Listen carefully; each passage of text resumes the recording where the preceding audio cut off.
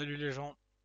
Alors aujourd'hui on va regarder comment on peut utiliser deux outils qui sont intégrés à Simplify 3D pour identifier en avance les prints qui vont nous poser problème et pour certains pouvoir les réparer. Donc vous vous souvenez sûrement de ce magnifique modèle que j'ai imprimé qui était dégueulasse. Donc une option qu'on peut utiliser, ça va être dans Repair et Identify Non-Manifold Edges. Je sais pas comment ça peut se traduire en français, mais voilà. Donc là, on voit que Simplify a identifié, bon, où il y a des lignes en bas, mais quand celles-ci que je les imprimais n'ont pas posé problème. C'est vraiment sur les pics de Bowser. Donc en fait, ce qui se passe, c'est que les pics au niveau du STL, ce sont des surfaces sans épaisseur.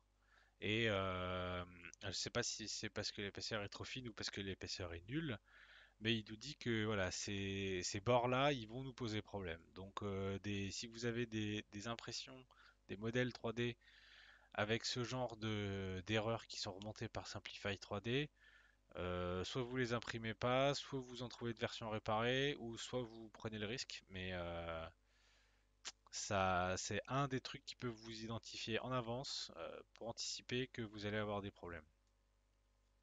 Donc ça, c'est sur ce modèle-là. Ensuite, sur un autre modèle que j'ai imprimé très récemment, un Vegeta.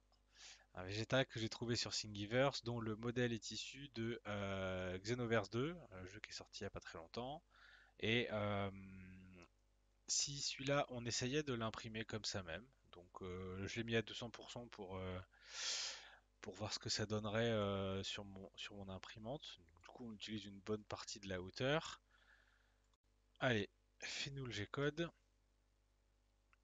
Donc, ce qu'il faut faire aussi, c'est pour toutes vos impressions, quelle que soit l'origine du modèle, même si c'est vous qui l'avez conçu sur Tinkercad ou quoi que ce soit, vérifiez toujours après la production du G-code ce que ça va donner. Donc, on va zoomer un petit peu et en fait, on va voir que donc si on utilise le modèle tel quel, au départ, ça a l'air de se passer correctement et en fait, il commence à mettre une couche du bas, une couche de départ, une bottom layer à l'intérieur des bottes, alors qu'il n'y a pas de raison. Et pour l'instant, on ne sait pas pourquoi. Et du coup, on voit que bah, du coup, la jambe de Vegeta, elle est quasi vide. Et autant ça peut marcher à cet endroit-là, mais dès qu'on arrive là, bah, il va commencer à imprimer dans le vide. Et ça, le filament va tomber dans le fond de la botte, et la suite de l'impression va pas être bonne. Mais si on continue un petit peu, qu'on évolue un petit peu vers la suite du modèle, on voit qu'au niveau de ses bras, là, ça a une gueule chelou, franchement. Et ça pourrait passer, ça, à l'impression, je pense. Et encore, je suis pas certain. Mais voilà, on voit l'intérieur du bras, là, c'est censé être son avant-bras, et on voit l'intérieur. Et ça devrait pas être là, ça. Et le plus gros problème que j'ai identifié, c'est à cet endroit-là.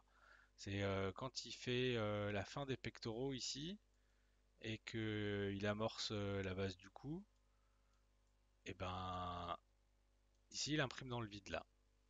Du coup, bah, sur les couches suivantes, sa tête va tout simplement pas être imprimée correctement.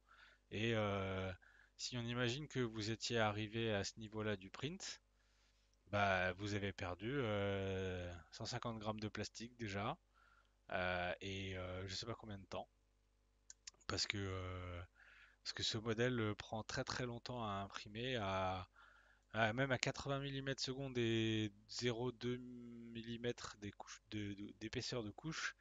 Lui prévoit 9 heures, mais de toute façon, c'est pas encore le bon fichier pour avoir une estimation. Donc là, on voit clairement que ce print, si jamais on l'avait lancé, on aurait perdu du temps, de l'argent et du plastique. On va revenir sur le mode édition et on va utiliser du coup dans le menu Mesh, non, Repair. Ah non, si, c'est dans Mesh. Vous avez une option Separate Connected Surfaces.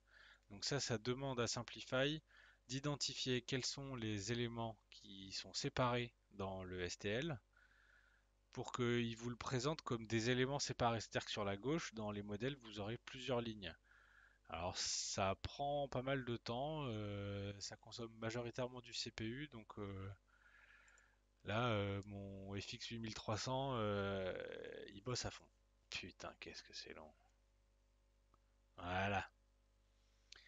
Donc, en apparence, le modèle n'a pas changé, tout du moins sa représentation graphique, mais il nous l'a séparé en 10 surfaces.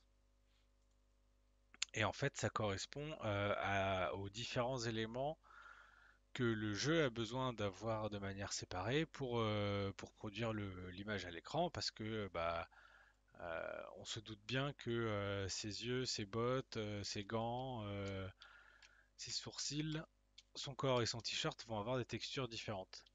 Et donc ça, une fois maintenant que Simplify a identifié que c'était des éléments séparés, mais qu'on les avait mis côte à côte pour l'impression, si on lui demande de produire le G-code, ça va être beaucoup plus, ça va être un modèle qu'on va pouvoir imprimer tout simplement et qui va pas se casser la gueule au beau milieu. Donc déjà on est passé à 10 heures puisqu'il a, je sais pas pourquoi, mais du coup si on essaye d'analyser les couches au départ, les endroits qu'on avait tout à l'heure qui posaient problème, et ben on va voir que du coup c'est résolu. Ah, je suis pas encore bon. Donc au niveau du départ de la botte et de la jambe, en fait ce qui se passait c'est que la jambe et les bottes, comme c'était deux éléments séparés, et ben quand il commençait quand il arrivait à la hauteur de la jambe, il imprimait des couches du départ des bottom layers pour la jambe alors qu'il était dans la botte et ça foutait la merde. Là, il a compris que de toute façon c'était des éléments qu'on ne verrait pas à l'œil et du coup il a enlevé. Et du coup, là on a juste la fin de la botte qui est physiquement séparée, c'est-à-dire qu'il y a un espace entre la botte et sa jambe sur le modèle physique à la fin. Après, quand il arrive au niveau du buste, les bras et tout, ça s'imprime vraiment correctement. Et là, au fait, quand on arrive au niveau des pecs, eh ben, ça s'imprime correctement. On a des vraies surfaces avec un infill qui suit, et à la fin, on arrive à un print correct. Donc c'est ces deux éléments qu'il faut toujours vérifier, quelle que soit l'origine de votre modèle, hein. Même si c'est vous qui l'avez fait, faites ça. Comme ça, vous voyez si vous êtes pas, si vous n'allez pas avoir des soucis par la suite. Et, euh, et du coup, moi, je l'ai imprimé. Alors, comme d'habitude, Simplify, il est toujours un peu à côté de la plaque. Je sais pas c'est quels éléments du calcul qui lui font être si autant sous-dimensionné au niveau du temps, puisque là il prévoit 10h 19 minutes. La réalité pour moi ça a été 14h50. C'est la première impression que j'ai lancée et qu'après je suis allé me coucher. C'est un peu flippant, j'ai dû aller au boulot et tout. On sait jamais si quand tu reviens il n'y a pas le feu, mais bon, il faut avoir confiance. Et du coup, je l'ai imprimé et du coup voilà ce que ça donne.